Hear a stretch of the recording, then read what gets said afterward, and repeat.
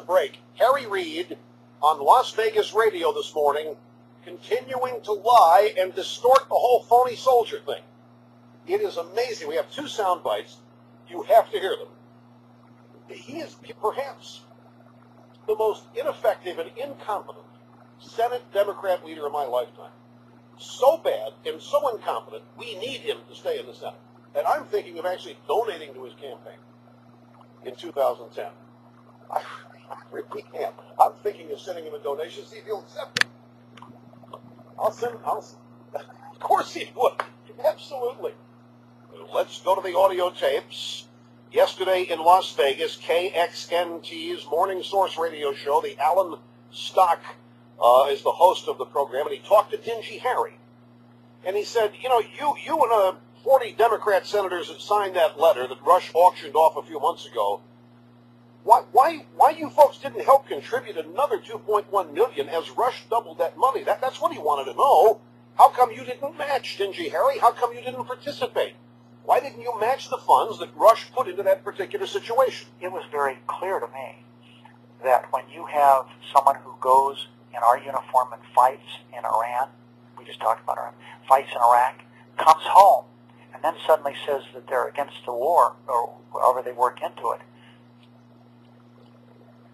Yeah, don't call them phony soldiers. I thought that was wrong, and I think that American people think it's wrong. Stop the tape. I want you to recue this, because I think I know what's going on. I think he's being coached. You know, he's on the phone here. He's not in the studio with Alan Stock. And I think he's talking to wherever he is. Somebody's telling him what to say. No, don't say that. Come back here. They're sitting in notes, cue cards, all things being flashed in front of him. No, don't say this. And that's why that long pause. That pause was all natural. Here it is in the top again. It was very clear to me that when you have someone who goes in our uniform and fights in Iran, we just talked about Iran, fights in Iraq, comes home, and then suddenly says that they're against the war, or however they work into it.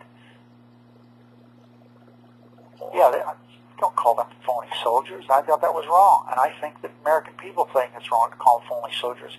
He tried to doctor up the tape later and say he didn't say it, but of course you could hear his voice saying that, and we quoted we quoted what he said. But, you know, as with not everything, but some things, there's a silver lining. Rush Limbaugh, which has a large audience, was able to raise some money. Now, if he again calls one of our troops who fights in Iraq or Afghanistan has come home and is against the war a phony soldier, I will do it again. And I think that we did the right thing. I have no regret whatsoever. That's unbelievable. 3-second pause where he needs to be coached. Now he says, we doctored the tape. We doctored the tape. This is a new accusation, a new allegation. The broadcast engineer who has access to the so-called tapes has been accused of being forced to doctor them by me. We doctored nothing. It's amazing. I hate to relive this, but the guy won't let it go. He had a chance here, being asked about this, to punt it, say, well, there's a great ending out there. Alan, we raised all this money. He could at least try to take credit for that, but no, I'll do it again. You don't get away with calling soldiers phonies. Dingy Harry, there were 9 of them, as you know, and we were talking about one particular guy named Jesse Macbeth. But this is from the guy, ladies and gentlemen, who has spent the last 6 months to 9 months impugning the honor, the integrity, the talent, and the abilities of people who wear the uniform. He's been the one waving the white flag of surrender.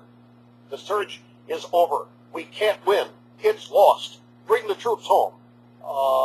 And yet, he now levels a new allegation that I doctored the tape. I understand that Dingy Harry has made a lot of money in some land deals out in our great West. It's not too late for Dingy Harry to donate some money from his land deals, some of which have been rumored to be shady, to the Marine Corps Law Enforcement Foundation. Here's the second bite. The host says, it's Alan Stock, look, the people he was referring to at the time, in fact, turned out there were about half a dozen, 9, I think, as a matter of fact, that were being investigated as having been, in some cases, phony soldiers. The fact that some never served in Iraq, making claims how horrible the war was that they were.